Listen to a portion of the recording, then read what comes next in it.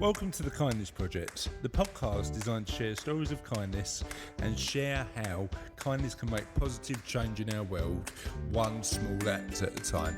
This week on the Kindness Project, we talk about addictive games, city planning, and part one of the interview with Jamie Thurston from 52 Lives. Welcome, my friends, to the Kindness Project.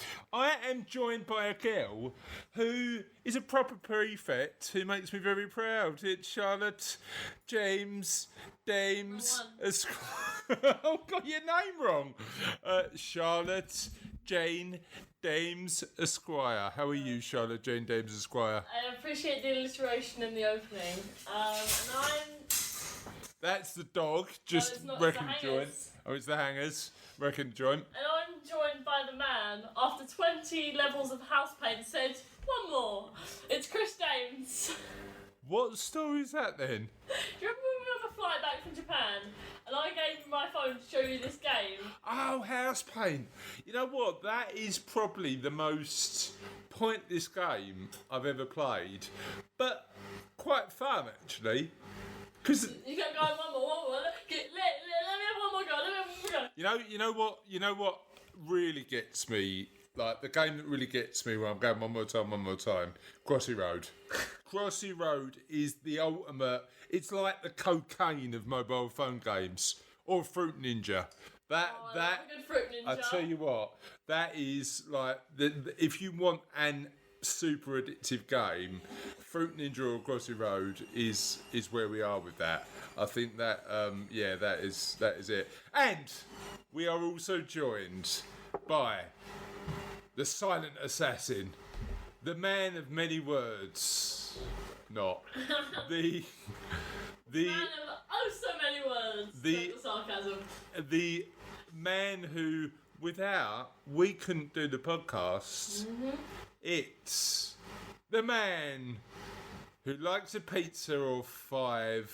It's Russell Dames. All right, Russ? Wouldn't now be a good time to tell you I'm quitting? No, not halfway through recording, mate. We're not even halfway through, we're just not halfway through recording. And I've got to share a story with you, Charlotte, because Russell and I went to a business thing this morning, and there was a man from the council there, and he did a presentation that was so bad.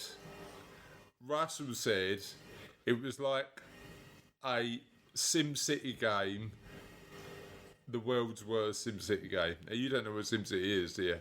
I just think of the You Sims. don't know what SimCity is? No. Yeah, so it's like The Sims, but you get to build a city. I have played SimCity. It actually came out before The Sims, so yeah, it did. They remade it for mobile, it was great. They did. But yeah, it was a hour and a half PowerPoint presentation on where they were going to put trees in Romford. Not good. Where are we going to put our trees? Well, I recommend here, right next to this. No, in the Market Square. In the Market Square. And I actually, like, about half hour in, because I was getting super bored, I put my hand up and went, so tell me when you're planning to do this. He went, I'll get to that, right? Don't forget the tram. Oh, yeah, they're thinking about building a tram in Romford, right? Oh, yeah. So half hour in, I'm getting super frustrated. So I put my hand up and go, so when are you doing this? I'll get to that, right? Another half hour later, he still hasn't got to the point where he's telling us, right? I walk out, and Russell's left in the room, and I wait for him outside because I was getting super frustrated. And then Russell came out, and I asked the bloke, so when are they doing this? Oh no, they're just thinking about it. Christ, I've wasted an hour of my life on a guy dreaming about Romford. What is going on? Well, I mean, it's better than dreaming about Cranham, but my dreams of Cranham were perfectly reasonable, thank you. I didn't want to reinvent Cranham, I just wanted to see what it was like. Yeah. At least I didn't want to reshape the place and just never got round to it. But while we're there, I actually did go and visit Cranham. But while we're here, how would you change Romford in one word? I know what my word is. Bulldozer. Just a massive giant bulldozer. No, I'm only kidding. What would I you... was going to say spring clean, but okay. Clean. But he wanted to open up the River Rom. He wanted to do that. I thought that would cause flooding, but apparently I'd not. start with sacking Dave. Don't name check him, mate. It's not fair. Dave Theodopoulos, you did an amazing job. I don't know if that's his name actually. Yeah, but it proves that the limit. Architecture can be very, very slow. He wasn't an architect. This wasn't architecture. This was city planning. Yeah, this apparently is different. Apparently there's a difference now. So now we've just decried city planning on a monumental scale. Should we get on with the show? We're missing some stuff. You keep. Oh, sorry. No, you're right. We're missing lots of stuff. Lots of stuff. Go on in. Lots of stuff. Charlotte, can you do us a favour, darling, and get us back on track properly? Yeah, exactly. Like the professional podcast we apparently are. We are? Oh, No. Right, go how to describe this podcast? Oopsie. So we have this magical thing called Twitter. I don't know if you've heard of it. It's not that big of a deal. So we have there's this magical search bar you can go into and you put @OllerKindness. with our H, yeah? Of course. What Okay. else would I mean? All right, okay. And then you go to Facebook, and then they have a magical search bar too, which is magical because everything is magical now. And you can just search the Kindness Project, and it comes up, which I think is pretty magic. It is good. Oh, And we also have an email, ola@thekindnessproject.co.uk, and we magically get your messages, and you don't have to send them by pigeon anymore. Thanks for that, by the way. that's good. I mean, pigeon's quite slow, isn't it? So, No, some of them can get you in like a week. yeah. MySpace? No, we had to get rid of that. There was a legal issue. Well, what was the legal issue with our MySpace that I didn't know about? Yeah, no, let's not talk about the legal issue we had with MySpace. Russ, do you know what the legal issue we had with MySpace is? I didn't even know we had MySpace. Oh, right, Just okay. slide down to the rug. Okay, let's avoid MySpace like the plague. Okay. Was it about the plague, the legal issue? Right, Maybe. anyway, this week's question of the podcast. Sorry, how's the prefect job going? Oh. I thought it was going to be better than that. Just meh. We stand at doors. Right, enough of the prefects. I tell you what, that town planning meeting's looking really attractive right now. Why you stand at doors? Christ! We stand at doors and make sure students don't get out with hot. You know what I'm thinking, Russ? Bring back Dave. Well, I mean, at least he was talking about trees. We clearly get to- Dave doubles as a teacher. Oh, I tell you what, think about standing by a door and we'll open up the River Rom. we also get to, I put myself forward for doing some things with the new Year 7s that are coming in September, because apparently they need to be made Whipped. more comfortable. Whipped. Punished. They've not even started yet. No, they start, oh my god, their induction day is this month. Oh god. Well, can you believe this? September is going to be, the start of September is going to be your last year.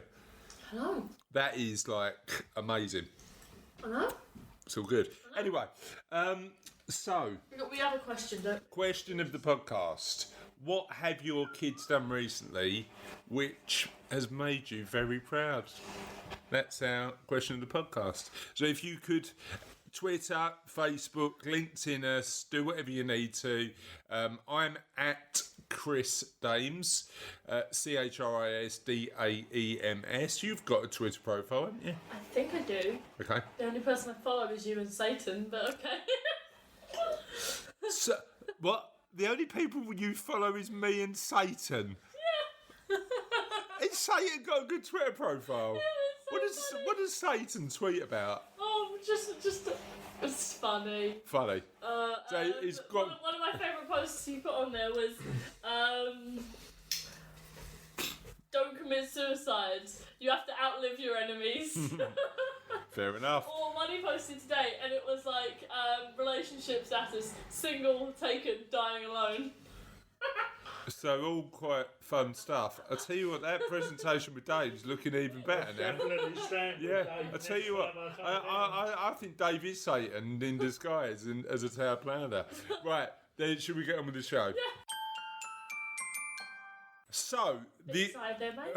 I am excited. Do you know why I'm excited? Because one of the favourite interviews we've ever done is with the lady that we're featuring this week. Yeah. It's a lady called Jaime Thurston. She runs a massively kind Facebook group, and that Facebook group. Pay it forward? It's not Pay It Forward, it's 52 Lives. And what she does is help people in a different way each and every week. Yep. And in part of this interview, we'll talk about how 52 Lives took off, how she... 52. Okay. Yeah, so once a week. Every week in the year. Agreed. 52 Lives took off, how she went on Surprise, Surprise, and that was really good, and why she thinks kindness is a cool thing. Should we listen? Kindness is always cool, let's listen. So, thanks for coming on the podcast again, Jamie. I got it so wrong last time because we did record a really interesting interview that I failed to record properly. So, thanks for forgiving my uselessness and coming back on. We can have hopefully as good a chat the second time around. Well, the problem is, it was so long ago I can't even remember what we talked about. So hopefully we can duplicate it as well this time. But just as a kick-off, and because our listeners didn't hear our first chat, tell us a little bit about you. Well, I'm the chief exec and the founder of a charity called 52 Lives. I'm an author. I wrote a book all about kindness. Yeah. A couple of years ago. What else about me? I've got 3 kids. Okay. I live in Berkshire. Okay. How old are the kids? I've got an 8-year-old, a 10-year-old, and a 1-year-old. Okay. And who is it? Boys or girls? 2 boys and a girl. The little one's a boy. The little one's a boy. Okay. Who's the most challenging?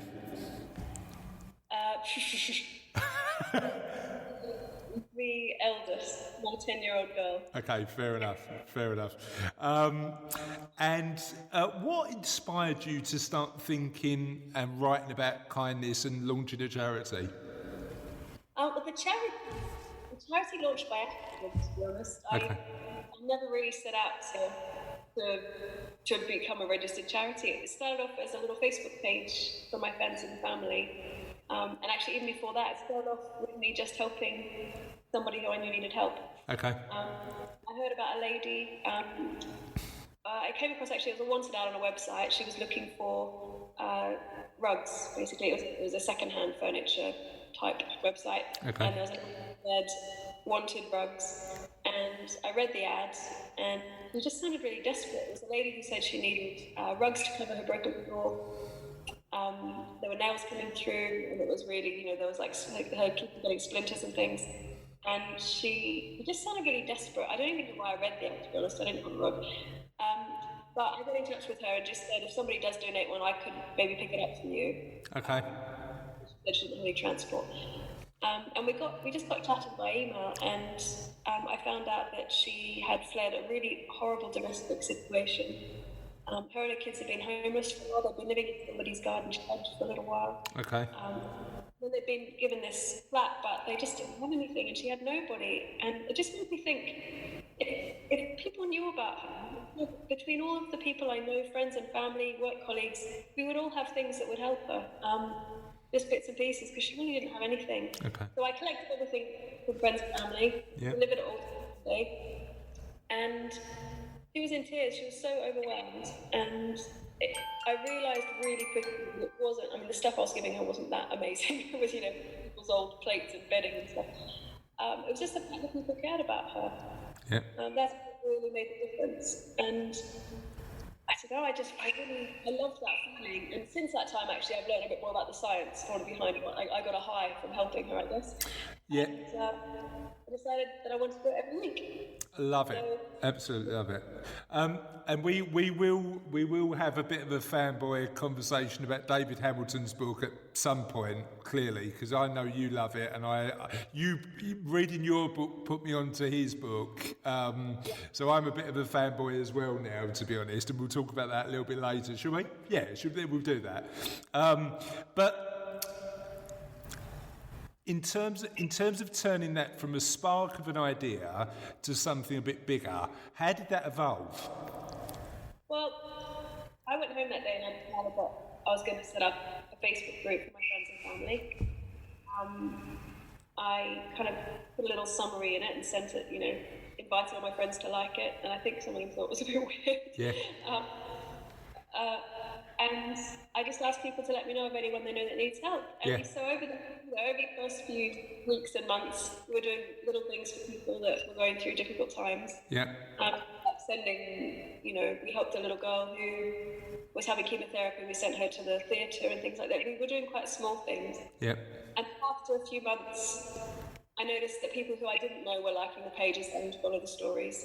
And it just kind of, it snowballed really. And then there was one story in particular, I remember, where we started to get a lot of followers who were helping a mother and son who both had cancer.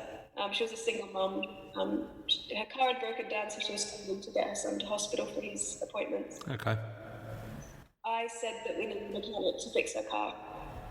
And I was hoping we might get a mechanic to donate their time for free for her. And then a lady in Scotland sent me an email which said she wanted to buy her a car.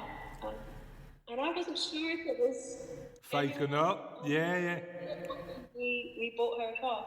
Amazing. And that got picked up on some of the good news networks and that kind of thing, and that went a little bit viral on social media. Yeah. So we got some more followers from that, and word started to spread a little bit.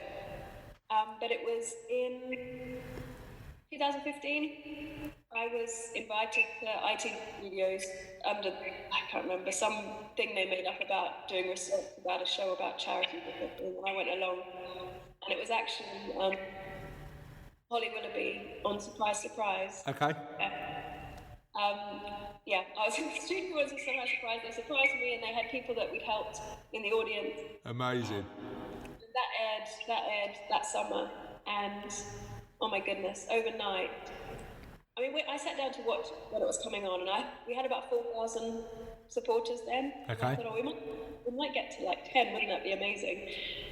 And then I didn't turn off the notification from my phone, because at that point, anytime anyone liked anything, commented, did anything, it pinged. It pinged me because it didn't happen that often. Yeah. And I woke up in the morning and I think I had something like 150,000. Blimey. So that was a big surprise. Sorry, that was a bad joke. That was awful. So we ended up then with almost 100,000 supporters, which is, that changed everything. Has it changed your mind about kindness? Is it informed your perspective in terms of how kind people are? No, not. A few people have asked me that, and it hasn't, because I think I've always thought that people are kind. Yeah. I've always had a lot of faith in humanity, I guess. Yeah. Sometimes, though, what people might struggle with is what to do. People, yeah. They might want to help, but they don't know maybe who to help. And even unkind people who seem unkind, I don't think are really bad people. I agree. Stuff going on. You don't know what's going on. I think we've all got our own things going on, haven't we? I mean, certainly when you hear stories like you've just told, it just makes me think of two things, really. Number one, how lucky I am. Do you know what I mean? Not to go through some of those, and touch wood, not yet anyway, and you never know what sort of curveballs life's going to throw at you. But I've been able to live an extremely honoured life to not have some of these challenges. So that's number one. But also number two, I think you're right. I think empowered with the opportunity to do good, people will. And that's what 52 Lives is about, right? And I think, definitely, and I think one of the reasons 52 Lives has been so successful at helping people is because of the personal stories. And, yeah. You you share, and also I think the transparency. People know, we share a story about somebody in need of help, and our supporters offer help, and they know that if they give £10, that person gets £10. Actually, more likely £4.50 because we put it in the gift aid. So 100% off goes to the people, and then we often get obviously Google updates. So we often get obviously messages and photos back from the people they've helped. Yeah. And you can just directly see Yeah. good that you've done. Well, that's one of the interesting things, because when we first arranged our interview, we were just starting the Kindness Project.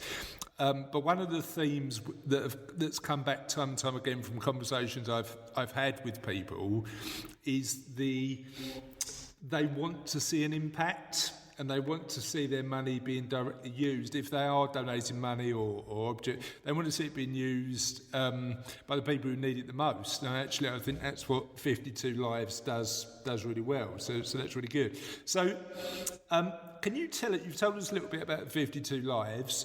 How many people have you helped now? It's hard to keep track actually, because we obviously help one person every week. Yeah. But on top of that, we also, leading up to Christmas, we run 2 Christmas projects actually. One project where we buy Christmas presents for about 1,000 people each year, who otherwise we wouldn't get presents. And the other project we run with one of our corporate donors is Gala Bingo, and we run a project called the 12 Days of Christmas Kindness, I think we called it. Okay, I like it. And every day leading up to Christmas, in the 12 days leading up to Christmas, we do kind of bigger things to help people as well with donations. Okay. And we also have a schools project where we help children who are being bullied or who are going through difficult times by sending them. See, I've seen. Yeah. So loads is the answer. So I know. I was going to ask you about the schools project. How does that work in practice? Well, every week we go to a different primary school somewhere in the country, and we run a kindness workshop. Okay. And it teaches kids about the physical and the social and the emotional benefits of being kind. So we talk to them a little bit about the science, obviously about also the community aspect of small communities being kind. But then we try and have a very practical element to it, where we tell them about a real child somewhere who needs some kindness, and it's often a child who's being bullied at another school or someone who's going through a serious illness. And we then put it to the kids, what can we do today to help that person? Practically, Video messages, cards, little gifts we make, that kind of thing. Amazing. And the idea of that, the whole aim of the school project, is we really just want to empower them and help them realise that little choices that they make and something little that they do right then and there can change somebody's life. Love it. And then obviously we then go to that child, we deliver all the cards and messages to the child, and they very often send photos and messages back to the school so the kids can see the impact of what they've done. Yeah, it's interesting. My youngest daughter's 7, and I think she gets kindness more than some adults, just purely and simply because she hasn't had that layers of conditioning that sometimes get in the way of a really, I don't know, really sort of. I think often as adults we can get cynical about something like kindness. I know that sometimes when we talk to people about the Kindness Project, they go, "Why, as a 41-year-old man, are you talking about kindness?" And I said, "Well, I think kindness is a really nice attribute to have." But I speak to Sophie about it, and she gets it immediately. So I suppose I was coming on to a question there. Do you think when you communicate with children it's slightly easier because they haven't got some of the barriers that adults have? Yeah. I think you're right. I mean, some of the things that they come out with in the workshop, some of the messages they write to the children, if I'd been told to write a card to somebody, I probably would just, hope you feel better. Best regards. Are just beautiful. And also, do you know what, I've never been out, not every time actually, but a lot of times when I tell somebody about 52 Lives who hasn't heard of it before, one of the first questions I'm often asked is, how do you know the people you help are genuine? How do you know that kind of thing? And now we have a lot of checks in place. We do vet people quite heavily before we share their story, but no child has ever asked me, how do you know that? it's interesting, very interesting. Yeah, it's that cynical edge that adulthood sometimes brings that doesn't do us any favours. Because I think sometimes we can make excuses about helping, can't we? And that's not helpful. How do you think? I know 52 Lives is a really good platform to help people be more kind. But what other things could people do to be a bit more kinder in their day-to-day lives? I think at the moment, I really think one of the biggest things that everybody could do is being present with people. I think your attention is one of the kindest things you can give somebody. Yeah, agreed. Everybody is really, myself included, it's one thing we're all failing at, I think. I mean, how often do you see people looking at their phones while they're talking to somebody, looking at their phones over dinner? We all have one eye, if the phone pings, you're looking at it.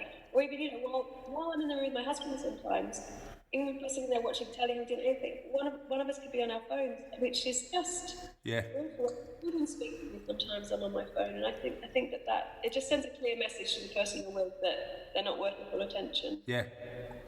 And it doesn't feel nice either. If I'm talking to someone and they're looking at their phone, it doesn't feel good. Yeah, it's being present in that conversation, isn't it, and being engaged. Yeah. And that's that real human connection as well. I think that phones are damaging human relationships generally. Yeah, it's interesting. We do have a bit of a rule in our house now. But if you're talking to someone who goes away, we're not having conversations with a phone there as well. Yeah, I think that's not the worst rule in the world. We did a thing in our house yesterday, and this will go out on a Wednesday, but we recorded this podcast we're recording this podcast on a Monday. I didn't realise that my girls were doing a Sunday night facial, so they were doing. So I ended up with cucumber eyes yesterday night and a face full of apple and some other fruit. But it was a really good. I mean, I looked ridiculous, Jamie, to be honest, but it was such a good experience to go through with the girls because we were all laughing and joking, and it was a really good way of connecting with each other without the use of technology. And I think technology is amazing, but it has its place, right? Definitely. Yeah. I went to play with my son. It was probably last year now. I remember my son asked me if I'd come and build Lego with him. And I was like, yeah, sure. He said, can you leave your phone outside? And it stabbed me in the heart. Oh, yeah. Because I would probably be there trying to do some emails at the same time. Yeah. That really, I just thought, God, I need to stop this right now. Especially because they're not teenagers yet, and when they are, I don't want them to be doing that. I don't want them to be doing that. Yeah, it's an interesting one. So just on that Lego related note, because my youngest loves a bit of Lego, is your son a Lego purist? Does he need to follow the rules, or is he a bit more of a creative thinker? Does he just go off and make his own stuff? I have been trying so hard to get him to make his own stuff. I bought Lego Classic so that he would just be free to build. No, he was buy the book. So just tell you a really quick, tell you my Lego story. So Cassie, my wife, and Charlotte, my eldest daughter, went out to see Dreamgirls. It was the last time they were playing it in the West End. So they went out to see a show, and it was me and Sophie, my youngest, indoors with a Lego fairground set. So got everything out, and everything's individually wrapped in 10 bags, ready to build the Ferris wheel and the picnic table and everything we needed to. I popped to the loo, and when I got back, Sophie had unwrapped the 10 bags and just put them in a giant pile. So I said, okay, cool, no worries, let's not worry about the instructions, let's get a bit creative. But no, Dad, we've got to follow the instructions. I spent 5 hours just trying to find tiny little Ferris wheel pieces in this big pile of Lego, and then it was then we decided to get creative, because I thought, this is never going to work, but it was good fun. Opening those little plastic bags and putting them in a little pile would have made my son's head explode. I know, but the weird thing is, she went I'm going to mix everything up, but then still needed to follow the rules. I went, have we just made that harder for ourselves or not? I don't know. So you had to find a little one flat clear piece Yeah. somewhere in the... Yeah, in 10 bags of combined Lego. Not the easiest challenge in the world. Now, one thing I read when I was doing the research for this interview is the Independent's Happy List in 2018. To be frank, it's the first time I've seen it, and I really like the idea of it. So, what was it like featuring on that list? And do you think we should have more of a focus on people who do good stuff in the world than just celebrate success using sort of definitions of wealth and fame? I mean, absolutely. I think, I only first heard about the Happy List because my husband was on it a few years ago. Okay. He was on it before he was my husband, but it's just such a good idea. I love it. People who make it good for others rather than people who are wealthy. And I just really think there is so much focus at the moment on fame, on celebrity, and celebrity for no reason. I don't mind if people are famous for doing, something little or for being talented. Yeah, but a lot of the reasons are vacuous, right? They're meaningless. And I just think that we should, anything that puts a focus on people's character and what kind of person they are, rather than if they're pretty or rich or have 1 million followers on Instagram. We should value people for their character, not for their... Just out of interest, what did your husband pop up on the list for? He runs an initiative called 101 Things to Do When You Survive. Okay. He's had cancer twice in his life, once when he was a child and then again as an adult. And after his second bout of cancer, which he's thankfully recovered from now, but he struggled a lot psychologically. He wasn't ready for it, I don't think, either mental effects of cancer. And he felt a lot of guilt as well because he was better and he thought that should mean he'd be happy, but actually he got diagnosed with PTSD and he was just gripped with fear. He was afraid that he was going to get ill again or that maybe the cancer hadn't gone anyway. Okay. He had eczema. He was really crippled by anxiety, really, and he decided to just change his life. He used to work in forensics for the Met Police, and he quit his job. He saved up some money, and he went travelling. And he set up a website. He doesn't like lists. He doesn't like the idea of something before you die. So he made a list of things to do when you survive. And he wanted to inspire people who are going through something, either a mental illness or a physical illness, that you can get better. There is a future. And when he started doing that, he started putting together this website, he felt better. So by the time he actually had to go on his trip, he just said he didn't really feel like he needed to go anymore. Because just the planning of it made him feel better about life. But his website got the support of Bear Grylls, actually, and he travelled all around the world, and he was on national TV in lots of countries. Amazing. And so they put on the happy list for that, for inspiring. Oh, I love it. I absolutely love it. Do you think going through that challenge has informed both his perspective and your perspective on life? I think it's made us very grateful. Where we sometimes talk about, I don't know, we're just quite content, to be honest. We're quite happy with our life, and every now and then we feel guilty about that. Like, should we not be more ambitious? Should we not be trying to do more? Or, I don't know. And then I think, but we're happy, and we're both very lucky. We're doing jobs that really are very fulfilling, and that we're people, and our kids, touch wood, are all happy and healthy, and I just think. I think there's so much, I don't know, pressure on doing more and being more and having a better decorated house and having a bigger car. And what does it mean? Does it mean you're happier though, that stuff? I'm not convinced it does.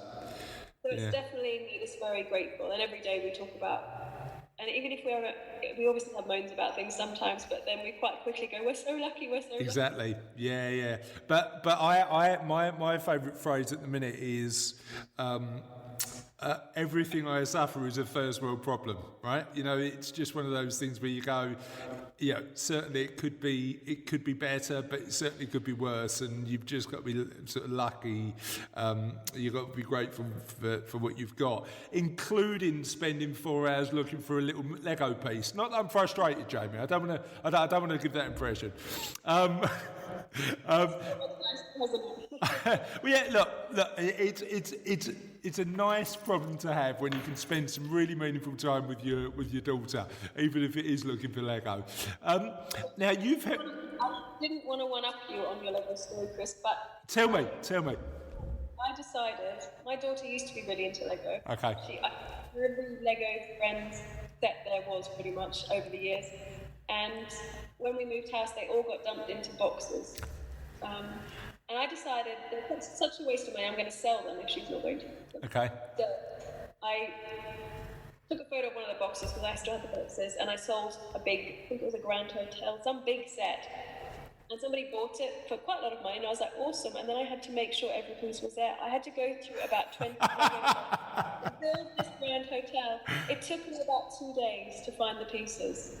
And I realised that, the whole cost benefit of... No, the time it's taken you to build it. She didn't even help me, so it wasn't like it was time. Well, it was me. but that... Tis the end! Now, that was louder than normal. I've got to say, it felt louder than normal. I don't know, Russ, what did you think? That's probably the few G&Ts in that you had last night. Right. Called out. But why every time we have Russell on as a guest does he dig me out? Last time he did. Now I was speaking at an event last night, Charlotte. I'm entitled to have a couple of G&Ts and a couple of beers, aren't I? What? Speaking and you drank. No, after. I was on methamphetamine while I was. No, I wasn't. I didn't do that. So, why? Right. I tell you what. Why don't you leave Dave alone? Fine, then we'll just have you. He didn't. No. Yeah. Pick on Dave. Right. Last week's question of the podcast was: if you could live anywhere in the world, apart from where you currently live, where would you live? Where would you live, Russ? It won't be Romford. Yeah. Quite a picture for us. Dave has ruined Romford for Russell. Dave will not, nobody will go to Romford anymore. Well, it's definitely not Dave the Dynamo, let's put it that way. So, we had bucket loads of answers for this question. It was quite a popular question. Rory Percival said he'd live in Scotland. Hills, whiskey, language, and a small possibility of being in the EU. Brexit talk. Clive Waller said France. Civilised, weather, location, food and wine, Côte d'Azur in the EU. Again, there's all these people worried about Brexit going to France. Dennis Hall is a man after our own heart. Japan, mountains, the best whiskey, an impossible language, absolutely no need to talk about Brexit, and food, culture, and scenery. People are really hating on Brexit. I know. Yeah. Well, it is. Can't blame them, Brexit is a bit frustrating, isn't it? You want Sophie's come in and she wants to say one thing about Japan. Pocky. Pocky. Well, that is a good thing about Japan, isn't it? Pocky. And different flavoured Kit Kats. That's I quite got good my about fingers Japan. in a doll dress. Then we've got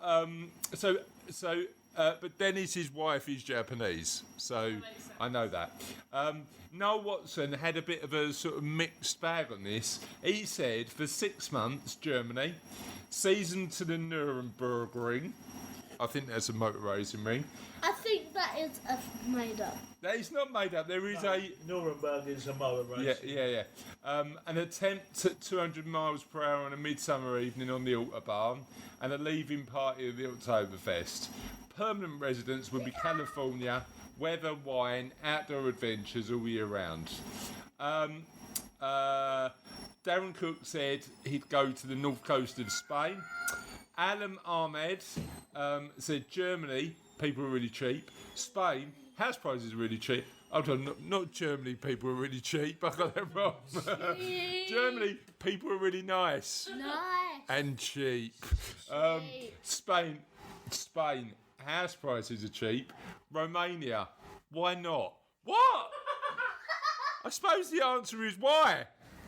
And Brazil, the people are nice and cheap. No. Alan, I don't know how Alan's going to live in all 4 places at once, but I don't know. Go for it, mate. Go for it. Victor Sack said, France for me, De Ville would be absolutely spot on. And I think, Martin Hill said, France, Languedoc, vineyards, rolling hills, food, wine, Pyrenees, skiing, cycling, history, lovely people, more wine. God, there's a bit of an hard rock, isn't it?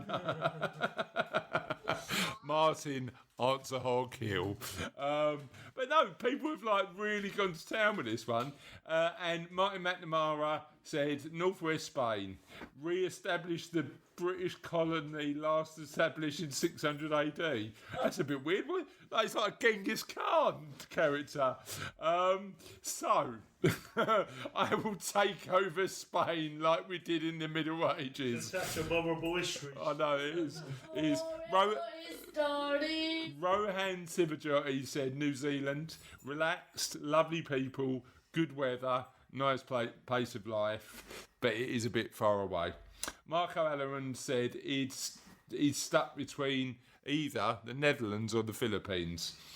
Tasmin Kane said Spain, she loves the food, wine, chilled out attitude, beautiful countryside and climate.